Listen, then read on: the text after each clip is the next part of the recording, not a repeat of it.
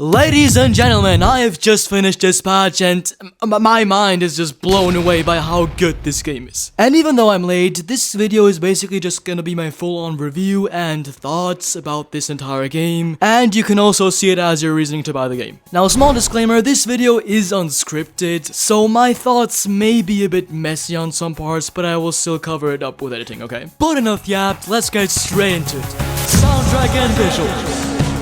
I cannot remember the last time where a game had so much personality, man. The soundtrack is phenomenal, the visual presentation, the animation, the composition, the lighting, the shadows, everything screams personality. The fact that this game has overall better writing than most of movies and TV shows nowadays says everything. The way the story is written, the characters, the storytelling is top-notch, everything feels complete. Especially with my experiences with last Telltale games such as Telltale's The Walking Dead Season 2 or even Season 3, where so many stories got built up and never complete and the story is a mess.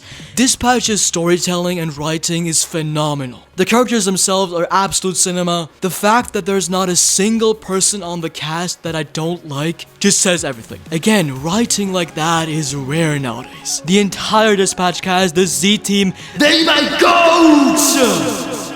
I love every single character on the Z team. Royd, this guy, I forgot his name, I'm sorry, bro. Someone please give him a fist bump already, please. Robert and Vizagal, Blum, Blazer, Phenomenon, Waterboy, he my guy. Malevola, Prism, Golem, Punch Up, not you, get out of here. Sonar, Chase, my goat.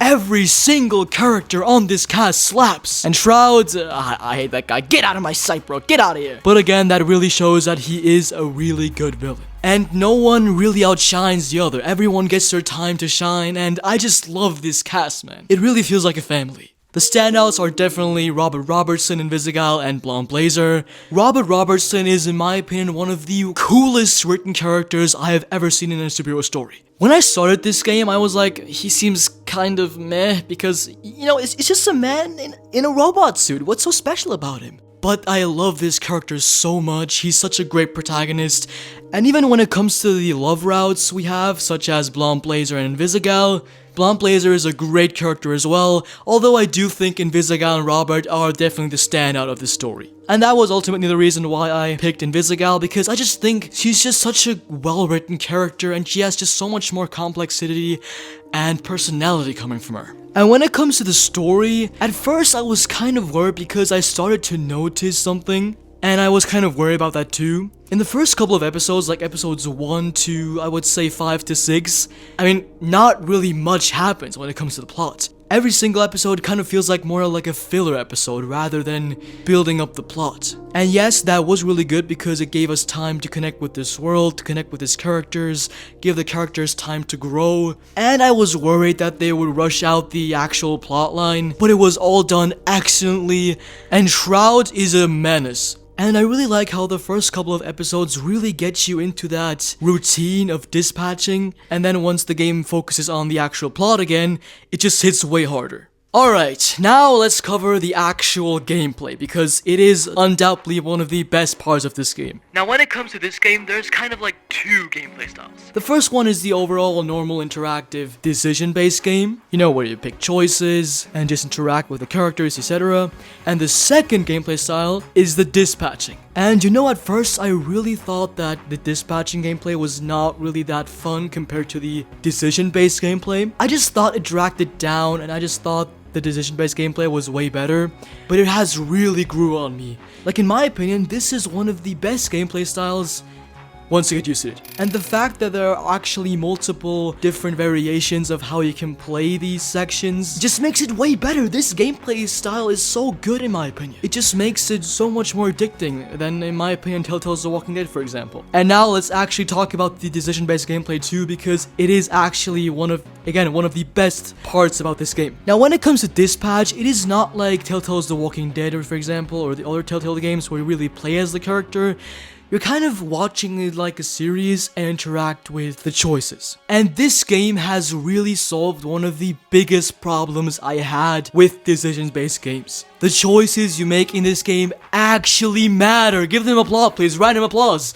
Woo! Now, of course, it still has its restrictions. We can't really change the entire plot, but they do really matter, not only with the dispatching gameplay, but also the story too. I was actually shocked how many endings this game has. And even more when I found out that the dispatching gameplay with Invisigal actually has an impact on the ending and Invisigal overall. And that ultimately led to me getting the bad ending. But again, the way the dispatching gameplay and the interactive gameplay flow together so nicely, it just gives the player so much more reason to replay this game. I genuinely want to replay this game over and over again, despite me already knowing what's going to happen. Because again, even with the dispatching gameplay, there's so many alterations, so many possibilities, and ways you can get better at the gameplay. Everything is just so well made. I think the only critiques I have would be nitpicks.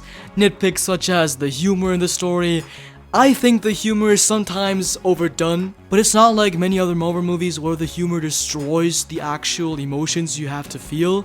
It's just unnecessary humor. But again, these humor scenes, these comedic scenes don't take away from the emotions you need to feel. Dispatch is just one of those games where if you would summarize it, it would sound so boring, but once you actually play it, it's the best thing in the world, bro! I think my inner grandpa Chase got out of me. I'm sorry. And I will keep replaying it, I will keep listening to the soundtrack, praying we get to Season 2. Please, AdHoc, we need this, but I understand you need your time because the Season 2 is obviously much harder to make than a Season 1. If I would give this game a rating, it would be a solid 100 out of 10. I love this game so much. This game was crafted with love and you can feel it, you can see it, you can hear it. Let me know what you guys think about this game. What's your favorite character? What did you like? What did you not like? Please, because I really want to keep talking about this game. Make sure to like, I'll give it a second, and subscribe. And that was it for me. Have a great day, a great week, and a great month, and we'll see ourselves the next time. Peace out!